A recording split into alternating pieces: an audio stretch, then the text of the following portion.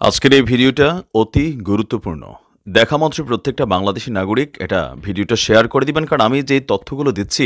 দক্ষিণ এশিয়াকে কেন্দ্র করে ভারত এবং আমেরিকার ডিপ্লোম্যাটিক খেলাটা কিন্তু চরম জায়গায় পৌঁছে গেল। ঠিক দুদিন আগে একটি খবর আপনাদের সামনে আমি প্রকাশ করেছিলাম, যেখানে বলেছিলাম চট্টগ্রামে হঠাৎ করে আমেরিকার এয়ারক্রাফট ক্যারিয়ার C-130 কিন্তু ল্যান্ড করে এবং সেখানে কিন্তু আমেরিকার সেনাবাহিনী চট্টগ্রামে বাংলাদেশের সেনাবাহিনীর সঙ্গে একত্রে একটি মহড়া করার প্রস্তুতি শুরু করে। অর্থাৎ বাংলাদেশকে কেন্দ্র করে আমেরিকা যে বৃহত্তম পরিকল্পনা করছে সেদিনই কিন্তু প্রকাশ পেয়ে যায়। এবং এই মহড়া যে হতে পারে তা কিন্তু এর আগে কোনো সরকারি নোটিফিকেশনে আমেরিকা কিংবা বাংলাদেশ কেউই জানায়নি। যে বিমানটি সেদিন বাংলাদেশের চট্টগ্রামে ল্যান্ড করে সেই বিমানটি কিন্তু কাতার থেকে চলে এসেছিল। অর্থাৎ কাতারের এয়ারবেস থেকে আমেরিকা কিন্তু সেনাবাহিনী বাংলাদেশে ডিপ্লয় করতে শুরু করে দিয়েছে, যা কিন্তু নিতান্তই কোনো মহড়ার জন্য নয়। আপনারা হয়তো সকলেই বুঝতে পারছেন আমেরিকার মিলিটারির খেয়ে কাজ নেই যে বাংলাদেশের মিলিটারিকে এসে প্রশিক্ষণ দিতে যাবে। এটা যে পুরোটাই ইন্দো প্যাসিফিকে এক স্ট্র্যাটেজিক বড় লেভেলের খেলা তা কিন্তু বিশ্লেষকরা ইতিমধ্যেই বুঝে গেছেন। বাংলাদেশে যখন আমেরিকার এই মিলিটারি এসে পৌঁছায়, মূলত এমন একটি জায়গাকে কেন্দ্র করে তারা একটি বেস তৈরি করতে চায়, যেই বেস তৈরি করলে তারা একত্রে চীন এবং ভারতের পাশাপাশি মায়ানমারকেও কিন্তু কড়া ম্যান মার্কিং এ রাখতে পারবে। অর্থাৎ একটা জিনিস তো পরিষ্কার, দক্ষিণ এশিয়ায় ভারতের সঙ্গে সম্পর্ক খারাপ হওয়ার পর তারা বাংলাদেশকে বলির পাঠা করে মায়ানমার, চীন এবং ভারতকে কড়া নজরদারির আওতায় আনতে চায়।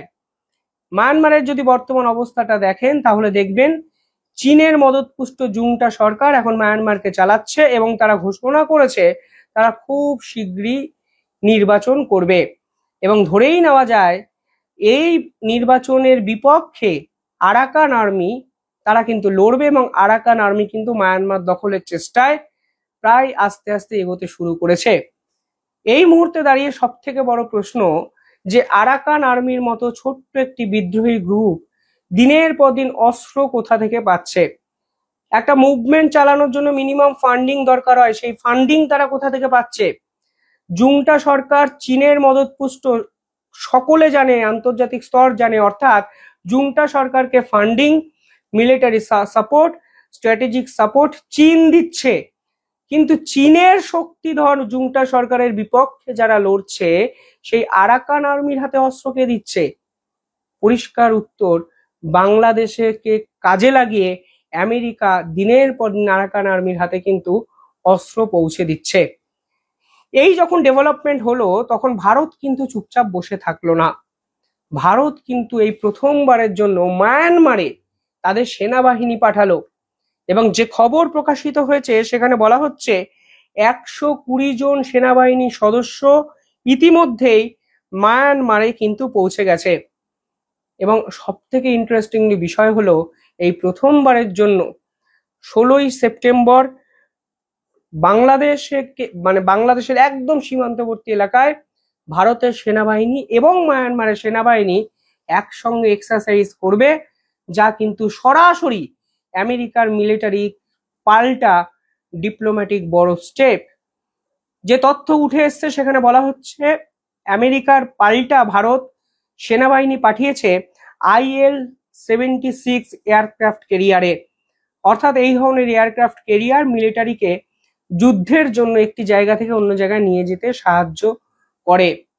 মায়ানমারের সঙ্গে ইতিমধ্যেই ভারত সম্পর্ক কিন্তু অত্যন্ত ভালো করতে শুরু করে দিয়েছে এবং কিছুদিন আগে যে খবর এসেছিল সেখানে পরিষ্কার বলা হয়েছিল মায়ানমার থেকে ভারত এবার রেয়ার আর্থ মিনারেলস কিন্তু কিনবে। অর্থাৎ যে রেয়ার আর্থ মিনারেলস শুধুমাত্র চীনে পাওয়া যেত, গোটা বিশ্বে চীন সাপ্লাই করত, সেই রেয়ার আর্থ মিনারেলস এবার মায়ানমারের সরকারের থেকে ভারত কিনবে। অর্থাৎ চীনের উপর টোটাল 100% ডিপেন্ডেন্সি ভারত কমাতে চাইছে। আর ঠিক তখনই আমেরিকার সেনাবাহিনী গিয়ে পৌঁছালো চট্টগ্রামে শুধুমাত্র ভারত এবং চীনকে ম্যান মার্কিং করার জন্য, যা পাল্টা ভারতও কিন্তু কালকে দিল, যেখানে ভারতের IL-76 এয়ারক্রাফট ক্যারিয়ার 120 জন সেনাবাহিনীর সদস্যকে নিয়ে মায়ানমারে পাল্টা ভারতের বেস ক্যাম্প তৈরি হলো। অর্থাৎ এই যুদ্ধটা কিন্তু 1:1 জায়গায় চলে গেল, যেখানে গোলা বারুদ বোম গুলি কিছুই ব্যবহার হবে না, অথচ ক্ষমতা দখলের বড় এক লড়াই, যেখানে ভারত এবং আমেরিকা দুজনই কিন্তু ঝাঁপিয়ে পড়ল। মায়ানমার অলরেডি চীনের অধীনে কিন্তু আছে। অর্থাৎ দক্ষিণ এশিয়ায় এই মুহূর্তে ডেভেলপমেন্ট গুলো বোঝার চেষ্টা করুন, যে মায়ানমারকে কেন্দ্র করে চীন, মায়ানমারে পৌঁছে গেছে ভারতের সেনা, পাশের একদম দেশে চট্টগ্রাম মানে বাংলাদেশে পৌঁছে গেছে আমেরিকা। অর্থাৎ দক্ষিণ এশিয়া ডমিনেন্সের খেলা কিন্তু ঊর্ধ্ব গগনে, তা কিন্তু ভারতের এই পদক্ষেপে পরিষ্কার হয়ে গেল কালকে। পাশাপাশি বিএসএফ বাংলাদেশ ইস্যুতে অত্যন্ত কড়া মনোভাব নিতে শুরু করে দিয়েছে। এতদিন ধরে বিএসএফ এর স্ট্র্যাটেজিটা যদি দেখেন তাহলে দেখবেন বিএসএফ ধরে ধরে বাংলাদেশের অনুপ্রবেশকারীদেরকে আইডেন্টিফাই করে খতম করছিল। বিএসএফ বুঝে গেছে বাংলাদেশের বিজেপি এদেরকে আটকায় না, বাংলাদেশের সরকার এদের থেকে পয়সা নেয় এবং ভারতে ঢুকিয়ে দেওয়ার চেষ্টা করে, এবং ভারতে ঢোকার জন্য এরা ভারতের দালালকে ব্যবহার করে।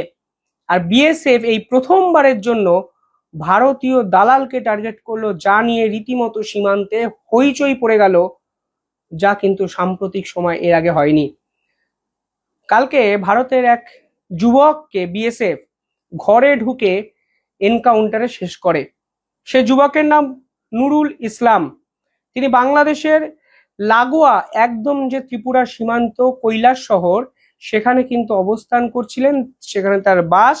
এবং সেই নুরুল ইসলামকে দিনের পর দিন বিএসএফ কে টার্গেট করেছে, কারণ এই নুরুল ইসলাম সরাসরি বাংলাদেশের সঙ্গে হাত মিলিয়ে ক্রস বর্ডার স্মাগলিং এ জড়িত ছিলেন। অর্থাৎ এই প্রথমবারের জন্য অরিজিনাল লুট কস, যে বাংলাদেশ থেকে যারা এই দেশে আসছে তাদেরকে কারা সাহায্য করছে, তাদেরকে আইডেন্টিফাই করো এবং তাদেরকে উপযুক্ত জবাব দাও, যেন বাংলাদেশিরা এই দেশের সঙ্গে যোগাযোগ রক্ষা করার জন্য কোনো অস্ত্রই খুঁজে না পায়। সেই রকম পদক্ষেপ কিন্তু কালকে বিএসএফ এর পক্ষ থেকে নেওয়া হলো।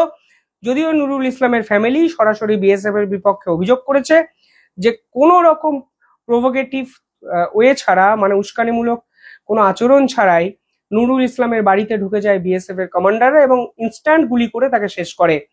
অর্থাৎ সব মিলিয়ে বাংলাদেশের সীমান্তকে কাজে লাগিয়ে যেভাবে ভারতেরও কিছু দালাল ভারতের সুরক্ষা, শান্তি সকল কিছুর সঙ্গে খেলার চেষ্টা করছিলেন, বিএসএফ কিন্তু তাদের বিপক্ষেও এবার অ্যাকশনে ঝাঁপালো।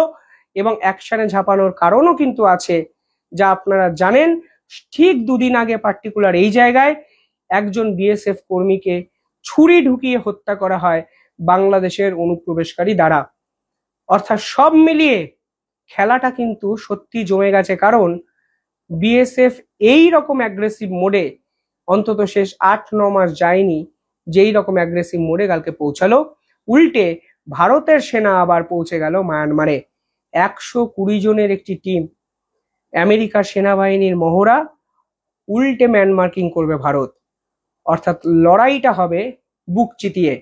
আমেরিকার সঙ্গে ট্রেড ওয়ার, ট্যারিফ ওয়ার যেভাবে ভারত লড়ছে, ভারতের মিলিটারিও ঠিক সেই রকম ভাবে মেন্টালি প্রেসার ক্রিয়েট করার জন্য মায়ানমারে ঘাঁটি তৈরি করলো, যেই ঘাঁটি থেকে তারা চট্টগ্রামকে কড়া সার্ভেলেন্সের আওতায় নিয়ে আসলো। কিভাবে দেখছেন পুরো স্টেপ?